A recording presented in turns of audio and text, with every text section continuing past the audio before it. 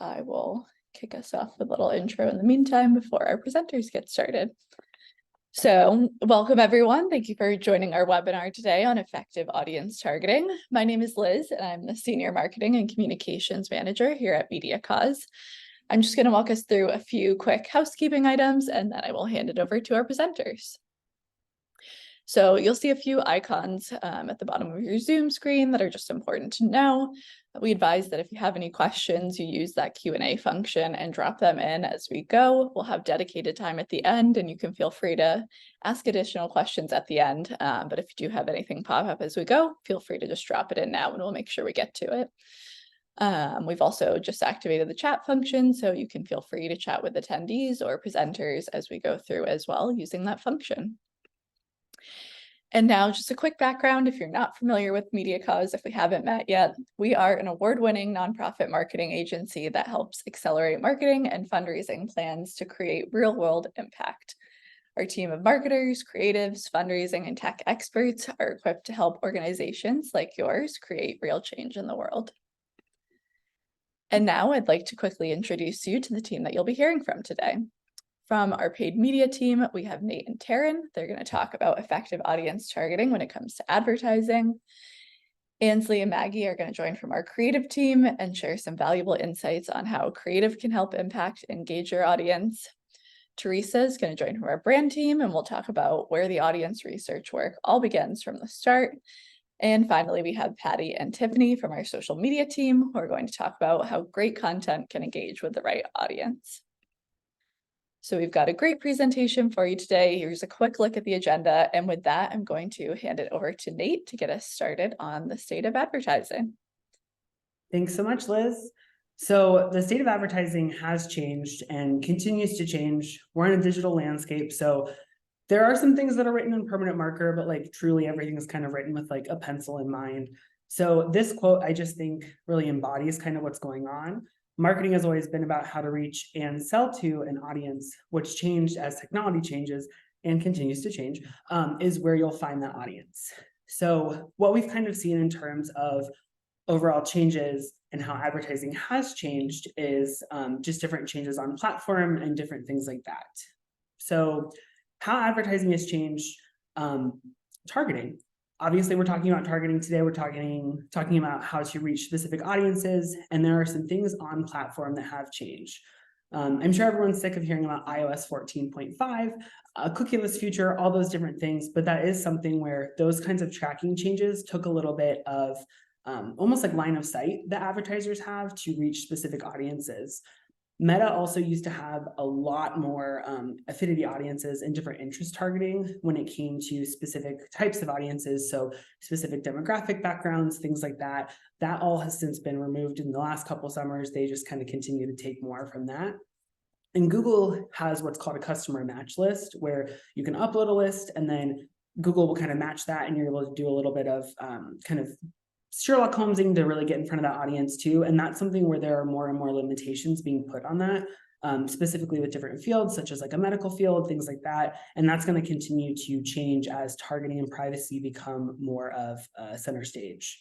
So what this means is we are more reliant on first-party data. So first-party data is data that you own. So think about like email subscriber lists, donor lists, people who visit your website, like remarketing, you could create a lookalike audience from that. So all those things where people are interacting with your business in one way or another, that's that first party data.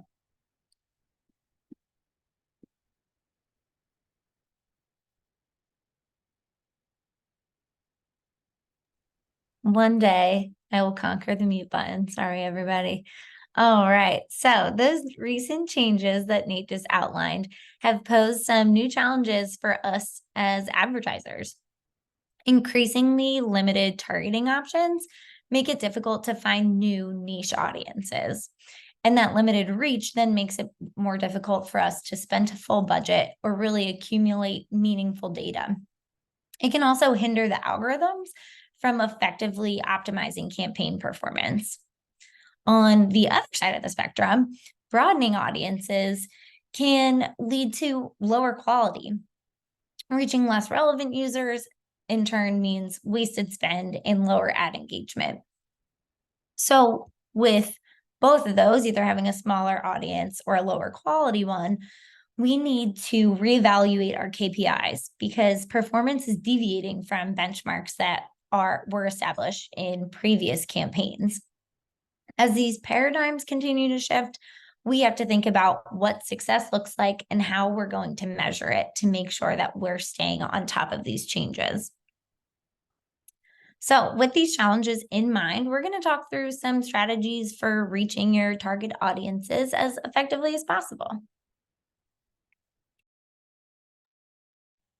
Great.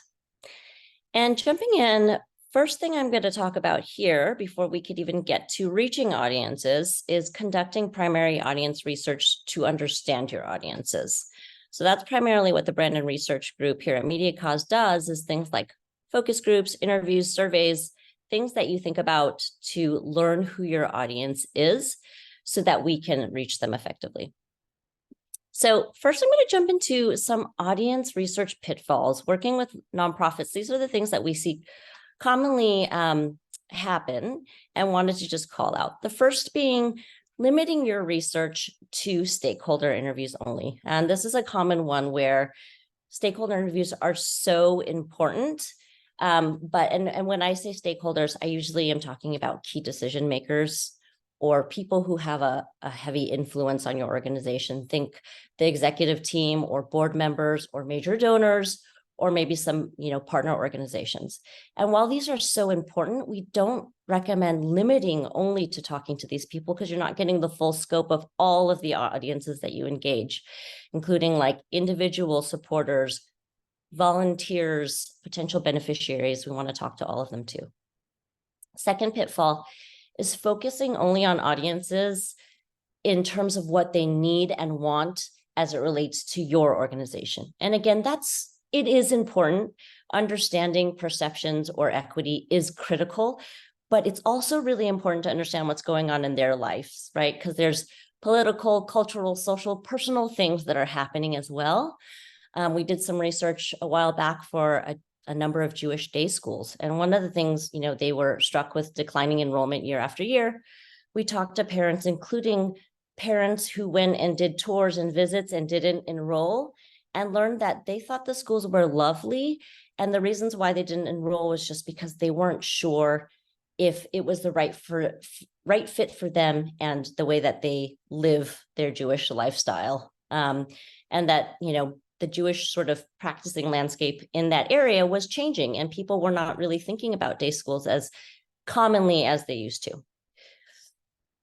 The third pitfall is testing messages or creative concepts without conducting the insights research first. And this often happens with the best intentions and limited budgets, where you think you have enough to kind of come up with some great ideas on your own. And you think by just testing them with your audiences before you go to market, that's great.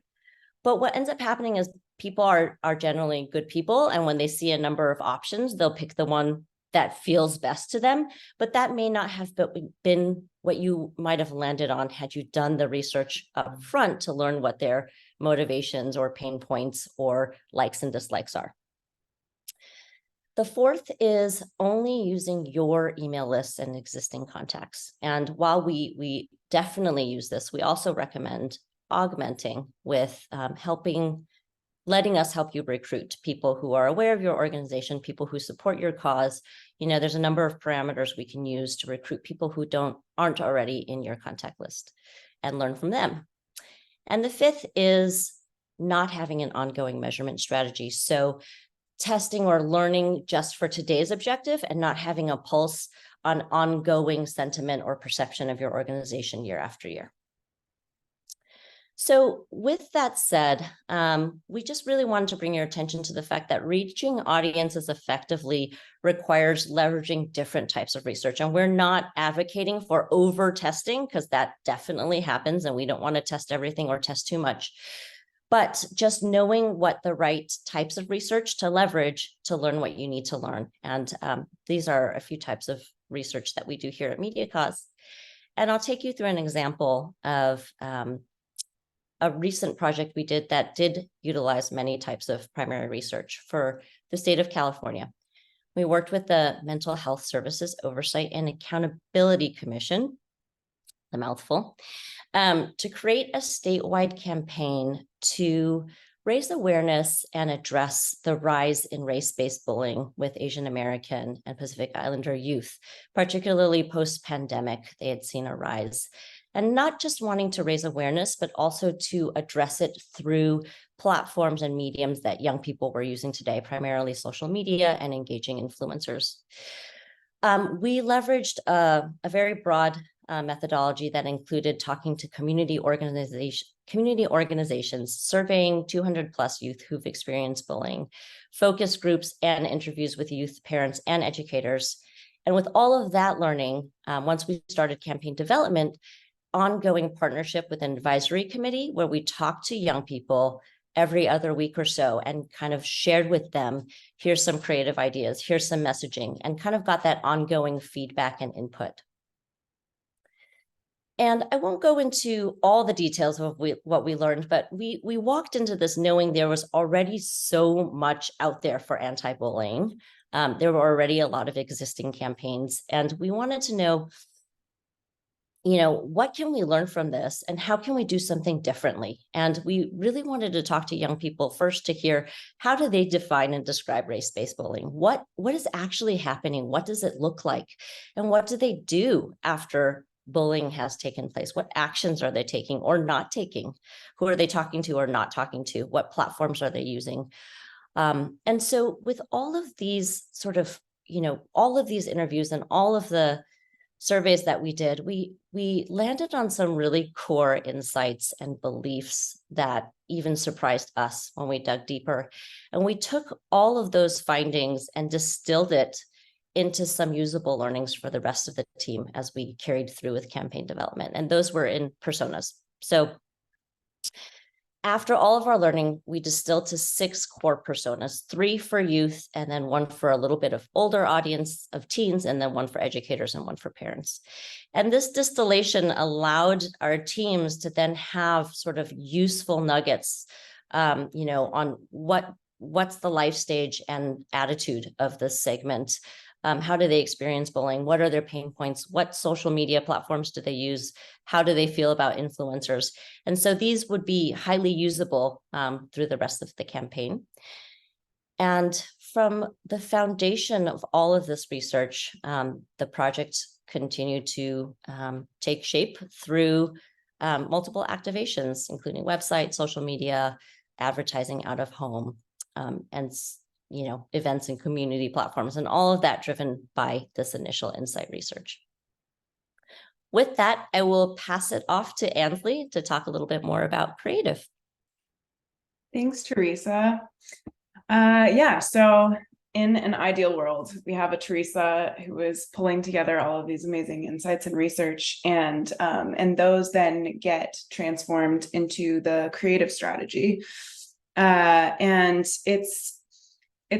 we're surrounded by all of these ads, images every day. It can be really hard to know how to target specific audiences and kind of break through all the noise that's out there. And what's really important for that is to create an intentional creative strategy. And that includes a creative concept, which kind of grounds a creative strategy, campaign, brand into an overarching theme that ties together messaging and imagery. And that concept should take the learnings from the research and the insights and meet a specific need to reach an established audience.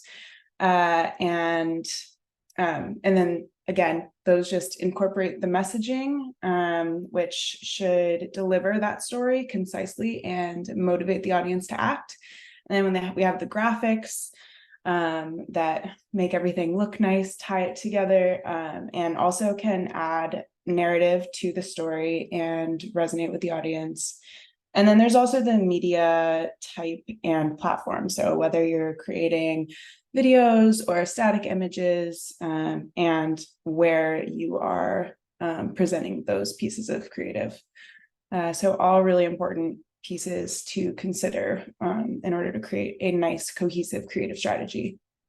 We have one case study that we're going to walk through today that was a very pulled together a lot of diverse audience groups and had took a lot of those considerations into played around with those different elements. The 988 Suicide and Crisis Lifeline is a mental health organization that provides free and confidential on-call counseling to people in distress or caretakers for those in distress. And they came to us at Media Cause with a desire to increase brand awareness and brand retention for these three different audience groups. We had the parents and guardians aged 35 and older, BIPOC ages 18 to 34, and then the youngest youth group ages 18 to 24 that they wanted to target. Their main goals were to present 988 as a warm and inviting help center and to educate people on the text-based nature of their services. And then also to just provide an overall hopeful message to those that may need help. Their existing brand came with brand guidelines that included colors and fonts that they use, but they didn't have a really strongly established brand look and feel. So we got a little bit creative with it and had a lot of fun designing this campaign, but wanted to keep it broad enough to speak to each of these individual audience groups, but bring in like some modern elements that they weren't necessarily using previously that could evolve over time and act as part of the narrative. So the concept that we created was based on the idea that there's this chaos of life happening around you, and 988 provides this sort of like safe space, which is, we kind of represent it with this sort of circle. We used imagery that had a lot of devices if we could. We were working completely with stock imagery. So we looked for imagery that could tell that story pretty quickly. So it's pretty obvious from these people on their phones that 988 is something that you can contact just through your phones. You don't have to be in person with someone. So we wanted to make it seem really easy to access, and then overall, like using their brand colors in a sort of like very bold and eye-catching way to draw people's eyes, but then also to leave this overall sense of hope with the sort of warm colors, bright colors. Yeah, you can go to the next slide. We have, so because of those very different audience groups that we were targeting, we had a little bit of nuance in the way that we targeted each of them. They're very subtle changes, but done in a way that feels like the cohesive brand concept or creative concept can be delivered to those specific groups. So obviously the clearest way to do that is to change the subject of the imagery. As you can see, the parent and guardian audience group featured people that looked like they could be parents or guardians or mentors. Then BIPOC and youth featured younger looking audiences. We also had slight ways of changing the messaging, still within the overall concept and theme, but just adjusting the messaging ever so slightly to even more closely target those specific audience groups. And then because we were creating such slight changes, we were able to also test these different approaches and understand more deeply what resonated with those audience groups.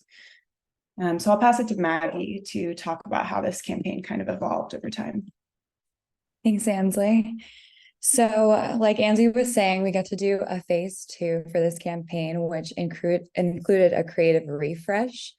And we were able to iterate off of the success of phase 1 by keeping what was working with the creative in phase 1 and pushing the concept into a more emotional direction. The data we collected in phase 1 really helped to inform this approach, and creatively, this evolution was a natural progression of the storytelling of 988. So we did this by choosing imagery and videos that were portraits of individuals within each of our communities. And those communities were the same as phase 1.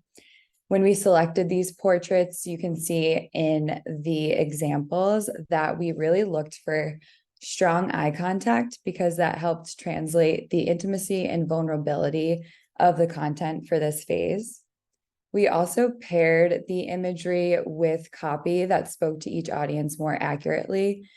Through the copy, we were able to address the challenges and hesitancies of each community and connect with our audience more. So for the BIPOC audience, there is a stigma around mental health, so we really made sure to directly address that in the copy.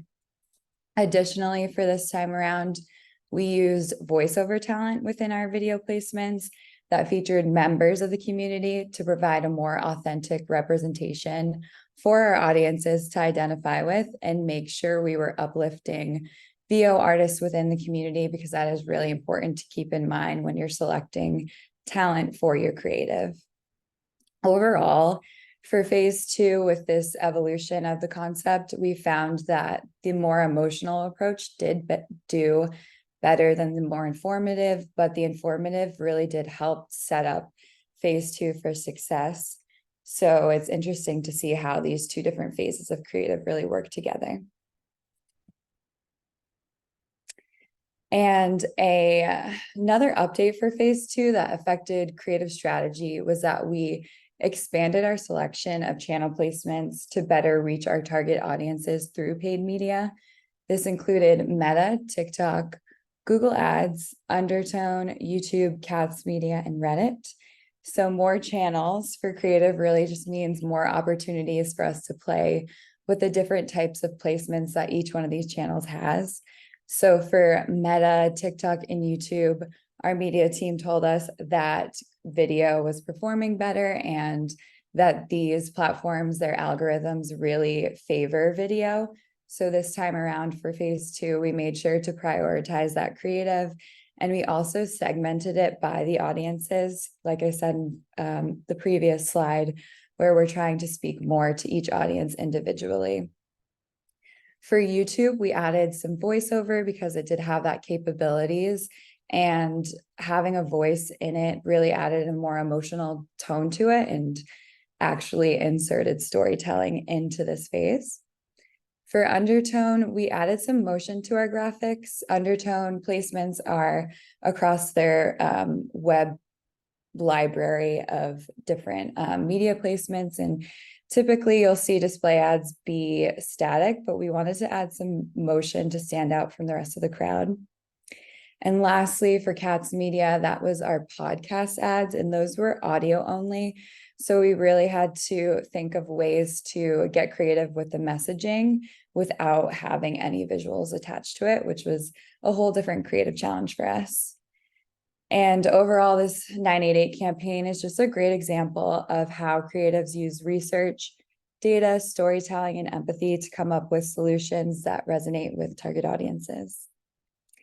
Now I'm going to pass it over to Patty, who's going to dive deeper into how to effectively target audiences through organic social. Yes, thank you, Maggie. Yeah, so just to reiterate, we will be talking a bit more about how we at MediaCause target specific audiences through the use of social and influencer marketing, using data and platform-specific insights. So, as Nate stated before, targeting your audience first requires finding them and then meeting them where they are. That's where this three-step process above comes in.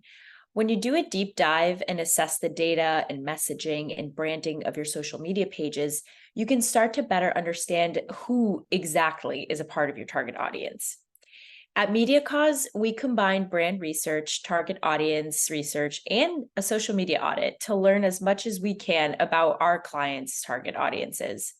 And from there, we work on crafting a specific content strategy that's based on what we found. And we also take a look at current trends that interest your target audience as well. And from there, we work on crafting and tailoring the messaging. And then once we actually go through and begin executing and posting that messaging, we'll look at that post data and the results, and we'll evaluate from there how the content messaging is actually resonating with that target audience. So it's quite cyclical, and there's no like set it and forget it. If that, there's is always evolving. So after, like going through this cycle, there's always an ability to tweak and to iterate, and especially based on your evolving goals as well. So when you really do start to get to the heart of who you're actually speaking to on your social media platforms, you can start to make more strategic decisions around the messaging, the content, and even, the creative. A lot of these pieces flow together. So it's really critical to keep in mind that your target audience will end up looking different depending on the platform.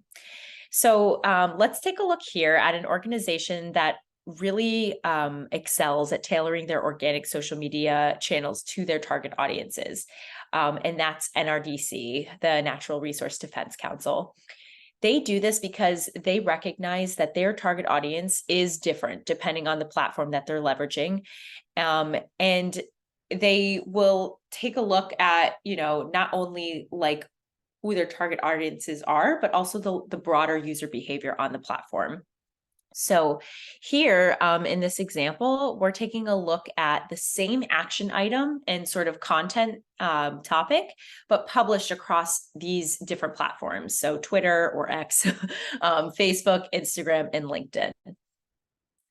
So NRDC is acutely aware that their audience age, the demographics, and user behavior, again, is different across each platform. And to that point, they really tailor their content strategy to the target audience that's there. This contributes to their overall success across social. We always advise folks to avoid taking a sort of copy and paste, or like I said, set it and forget it approach on social media, because when you tailor your content to each platform and its core audience, you will start to see positive results.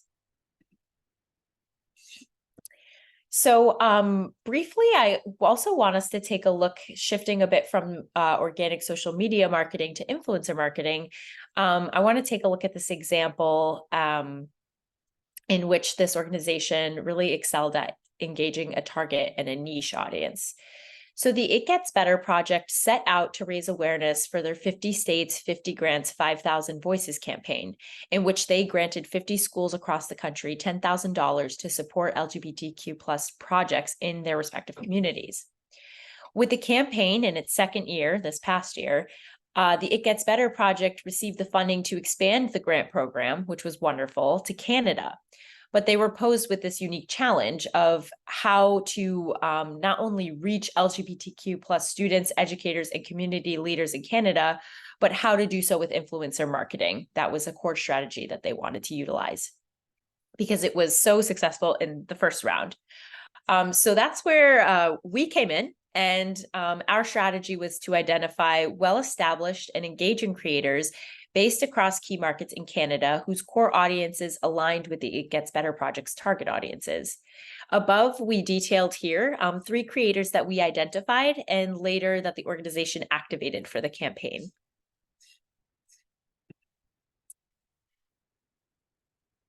And I'm going to pass it now to Tiffany. Yeah. Thanks, Patty. So at MediaCause, we partner with the most advanced social listening and influencer management platforms to assess whether the audiences of these potential influencers are a good fit for your organization. Using these insights helps us to develop a strong influencer strategy and garner stellar results. So as you can see, our influencer management tools allow us to gather even more profound insights about the audiences we're reaching, including age, gender, location, and even interest. Leveraging data like this combined with a compelling content strategy, we activated 3 of those Canadian influencers for the It Gets Better project, and it resulted in over 75,000 views on the content, with 48 grant applications submitted across 10 provinces in Canada. So we really pride ourselves on combining data-driven insights with the content strategy, the research that we discussed, the creative overall into a really comprehensive, strong performing campaign. And now I will hand it over to the paid team. Thanks, Tiffany. So what we want to talk about now is what we can do with the information gathered and with different kinds of audiences and how we can apply that to different paid media platforms. So what I wanted to focus on right now is what we can do with managed platforms. And when you hear managed platforms, those are platforms like Meta, TikTok, LinkedIn, Snapchat, Reddit, platforms that we can go in and make changes right away, all those different kinds of pieces. And so 4 things that we want to focus on with this are first-party lookalikes, which I know is something we talked about earlier, proxy plus interest targeting, geo-targeting, and even targeting exclusions. So to take what Patty and Tiffany had talked about with It Gets Better project, with season 1 of the 50 States campaign, what we were able to do is get really strong benchmark data, get website visitors, all those things that then fed directly into that first-party data. So people who filled out education guides, people who visited the website, people who looked at the ads, things like that. And we were able to then take that information, that first-party data that we owned, and turn that into a lookalike audience to then reach folks who are like-minded, where we can't necessarily target like an LGBTQ affinity, if you will, on like platforms like Meta. Kind of diving directly into the targeting exclusions, this is also something that just based on what we kind of learned from the first 50 States campaign, season 1, to what we were able to learn through some other work with It Gets Better was different targeting exclusions. So something that Taryn had mentioned earlier was when you have broad targeting, sometimes there can be a little bit more noise. And so to help get rid of some of that noise, you can put in different targeting exclusions like specific podcasts, news websites that don't necessarily align with your target audience that can help kind of cut and trim some of that fat as well. Another thing, so that's a really great example of like first-party lookalikes, where you take that data that you have to reach a very specific audience. If you don't necessarily have that data, proxy and interest targeting, that's where that would come in. So focusing on different available interests, different demographic things. We're working with Ad Council on a campaign to reach Hispanic parents of middle schoolers, which is a pretty niche audience when it comes to kind of like the overall broad targeting. And so by utilizing different interests like cultural, social interests, different demographics like expats of specific Hispanic countries, things like that, we're able to home in on an audience that is similar to what an affinity audience that would have been kind of like from the before times. And that's a way that we can really get invested into that audience and get in front of them. Geo-targeting is another really great option. So when you talk about like, I don't know, changing mind, changing hearts, talking about reaching different folks who maybe haven't yet heard of your organization, hitting different parts of America. So if we think about climate change, for example, you have people on kind of both sides of the coast who they're really kind of dialed in different ways. But if you want to hit like a specific subset of middle America, for example, you can layer in some geo-targeting to hit different individual groups of people to then help kind of shift focus, bring better brand awareness where maybe you don't necessarily need as much brand awareness on the coasts and things like that too. So I'm going to pass it over to Taryn to dive into programmatic targeting.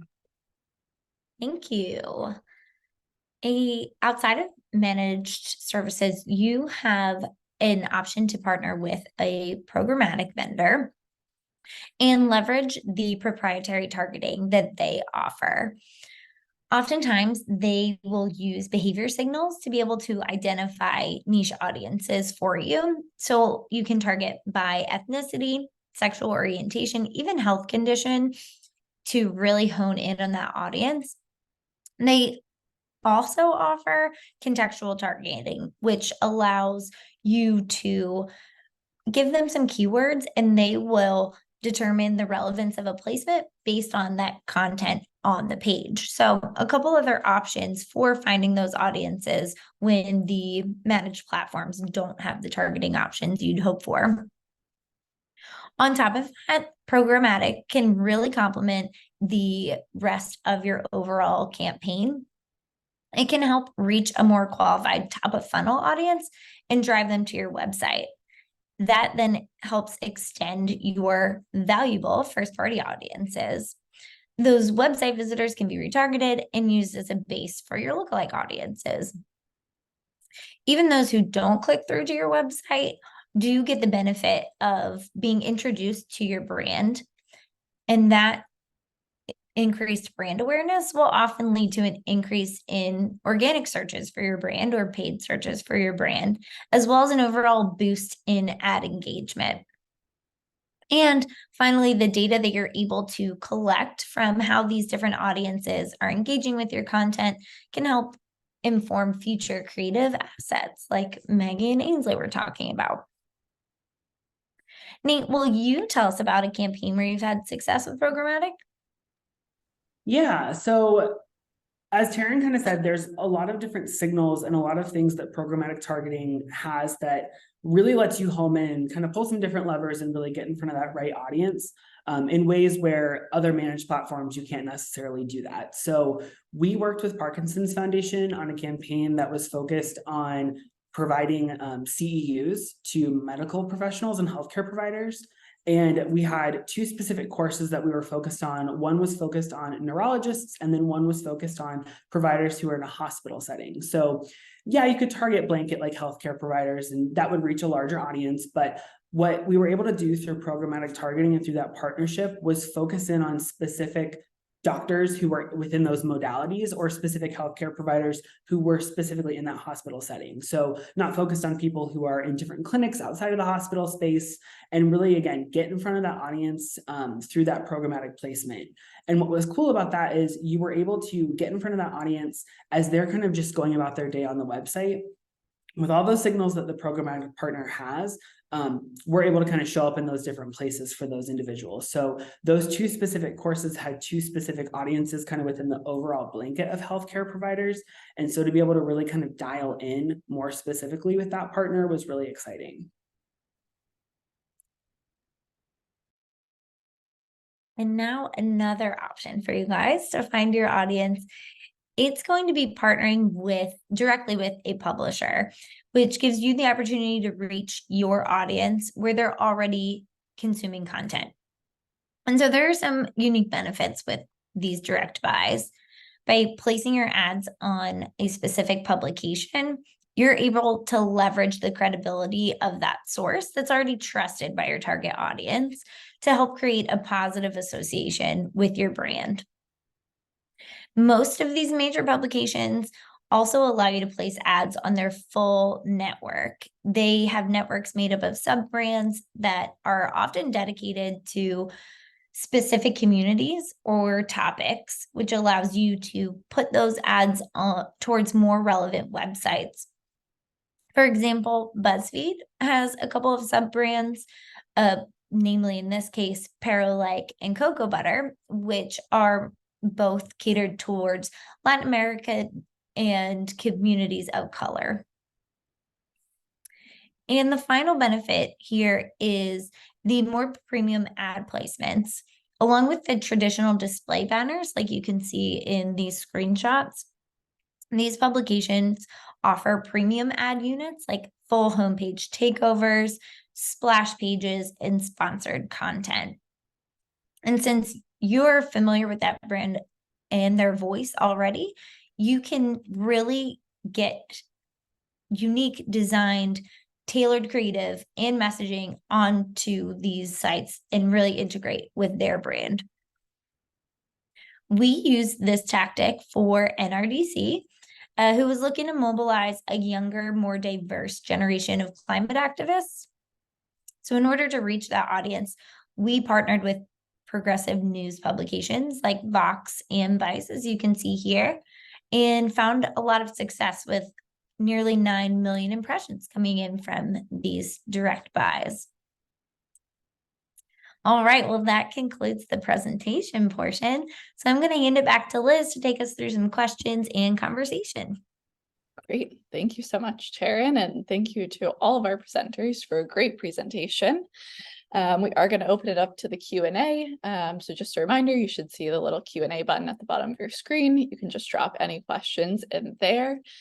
I do think that we had a few that came in as we were going, so I'm going to open these up and get us started, but you can feel free to just drop in any questions as they arise and we will get to them in the queue. All right, so the first one that we have in here is how do we build first party audiences?